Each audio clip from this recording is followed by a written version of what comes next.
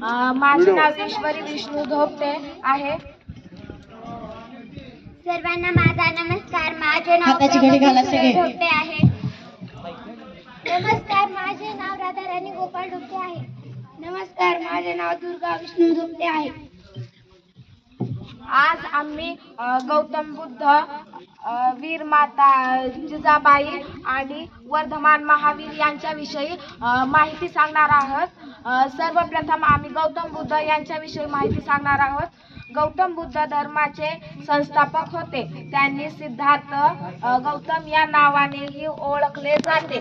त्यांचा जन्म आजच्या नेपाळमधील लुंबिनी येथे एका राजघराण्यात झाला होता. त्यांनी जगातील दुःख आणि अनित्यतेवर उपाय शोधण्यासाठी राजवाड्याचे आणि विलासी जीवनाचा त्याग केला. ज्ञानप्राप्तीनंतर बुद्ध ही उपाधी मिळाली.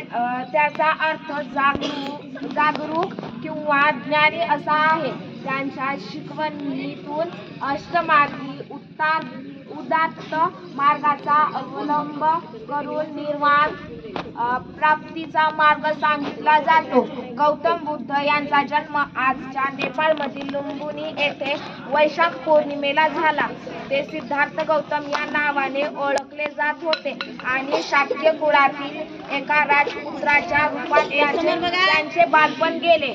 जगातील दुःख आणि अनित्यतेचे सत्य पाहून त्यांनी ज्ञानप्राप्तीसाठी घर सोडले.